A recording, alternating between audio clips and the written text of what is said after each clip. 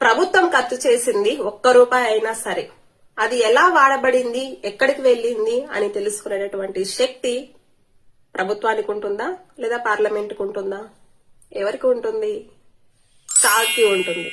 Yes, controller and auditor general. ఇది భారత రాజ్యాంగంలోనే అత్యంత ముఖ్యమైనటువంటి స్వతంత్ర సంస్థ. ఇది ఆర్టికల్ 148 నుంచి 151 కింద ఏర్పాటు చేయబడి ఉంటుంది. ప్రభుత్వ ధనం ఎలా వాడబడిందో చూస్తూ దేశానికి ఆర్థిక క్రమశిక్షణను అందించేటటువంటి అధికారం కలిగి ఉన్న సంస్థ కూడా ఇదే. దీన్నే Guardian of the public purse అని కూడా అంటారు. రాష్ట్రపతి ఈయనని నియమించడం జరుగుతుంది. ఈయన యొక్క పదవీ విరమణ 6 సంవత్సరాలు లేదా 65 సంవత్సరాలు, ఏది ముందైతే అది. సుప్రీంకోర్టు యొక్క చీఫ్ జస్టిస్ ని ఎలా అయితే రిమూవ్ చేస్తారో, ఇంపీచ్మెంట్ చేస్తారో, అదే విధంగా ఈయన యొక్క ప్రొసీజర్ కూడా అలానే ఉంటుంది. అందుకే ఆయన అంత స్వతంత్రంగా పనిచేసుకోగలడు అనమాట.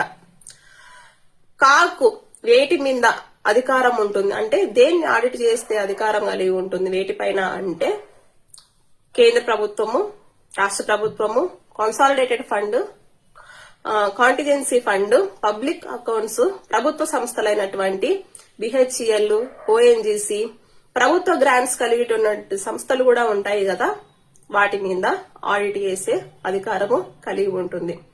ఈయన ఆడిట్ చేసి ఎవరికి పంపిస్తాడు అంటే, ఈ ఆడిట్ ని పరిశీలించడానికి గవర్నర్ ని, రాష్ట్రంలో అయితే గవర్నర్ కి, కేంద్రంలో అయితే ప్రెసిడెంట్ కి.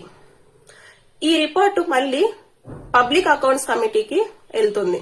అక్కడ కూడా వాళ్ళు పరిశీలించడం జరుగుతుంది. అక్కడ ఎవరు పరిశీలిస్తారా అంటే, పబ్లిక్ అకౌంట్స్ కమిటీలో ఎంపీస్ ఉంటారు. సో ఈ విధంగా కాగ్ భారతదేశంలో ఉన్నటువంటి ఆడిట్స్ ని మొత్తం చూసుకోగలడు అన్నమాట. ఇక్కడ ఒక విమర్శ కూడా ఉంది. ఏంటి అంటే, దీన్ని పోస్ట్ మార్టం రిపోర్ట్ అని కూడా అంటారు. ఎందుకంటే ఇది కాగ్ యొక్క ముఖ్య ఉద్దేశం ఏంటి అంటే, డబ్బు దుర్వినియోగం కాకుండా ట్రాన్స్పరెంట్ గా ఉండడం కోసం, లేకపోతే అవినీతి తగ్గించడం కోసం కదా. కానీ మొత్తం అవినీతి అయిపోయిన తర్వాత, దుర్వినియోగం అయిపోయిన తర్వాత ఆడిట్ చేస్తే ఏంటి లాభం అని చెప్పేసి దీన్ని పోస్ట్ మార్టం రిపోర్ట్ అని కూడా పిలుస్తారు. ఓకే, ఇది 2 నిమిషాల్లో కాగ్ గురించి.